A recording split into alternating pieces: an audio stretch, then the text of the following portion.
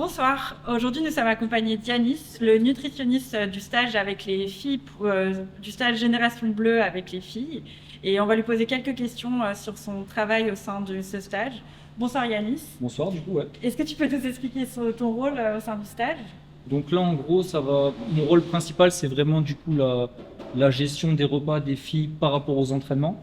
Donc en fait, je vais faire en sorte qu'elles aient les bons nutriments au bon moment. Oui. Donc du coup, je suis en relation étroite avec le chef en cuisine, avec la responsable de salle pour pouvoir en fait faire en sorte de mettre en place une bonne logistique par rapport à ça.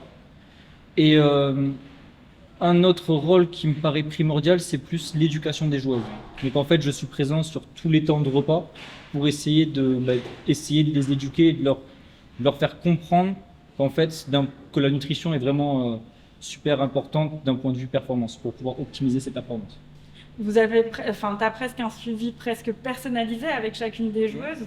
Et justement, tu parles de pédagogie, que toi, tu veux leur apprendre l'importance des nutriments, de l'alimentation qu'elles ont. Ouais. Est-ce que tu as l'impression que depuis le début du stage, leur conscience un peu ont été éveillées par rapport à ce que tu as pu leur apprendre?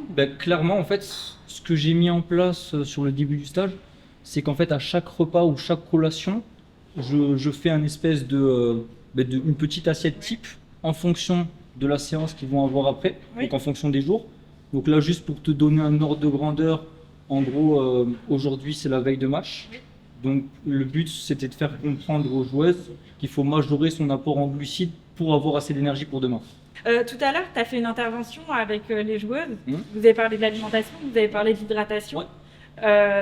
Et vous avez parlé des performances physiques, mais aussi Ouais. des performances cognitives. Est-ce que tu peux nous dire un peu plus sur ça? Donc là, en gros, c'était plus pour leur faire prendre conscience que le fait d'être déshydraté pendant l'effort avait des répercussions négatives sur la performance. Oui. Donc là, je leur ai montré rapidement des petits graphiques avec des petites études qui ont été faites. En fait, ils ont montré en fonction de son pourcentage de déshydratation, l'impact que ça pouvait avoir, par exemple, sur le temps de réaction ou sur l'aspect cognitif. Et juste pour faire un petit résumé, en gros, c'était leur faire comprendre que c'est peut-être important de se peser avant le match et après le match pour pouvoir savoir quelle quantité doit elle perdre. Ok. Et pour finir, vous parlez aussi beaucoup de l'alimentation comme un entraînement invisible. Est-ce que tu peux nous en dire plus sur ça? Ouais. Parce que tout ce qui va être nutrition, c'est la partie entre guillemets cachée, comme tu viens de dire. C'est quelque chose qu'on ne voit pas au quotidien. Sur le terrain, on ne le voit pas forcément. Mais en fait, c'est ce qui va permettre à l'athlète de durer dans le temps, Ouais. d'avoir une bonne hygiène de vie, du coup bien manger. Ça va permettre à l'athlète du coup d'être performant sur le terrain.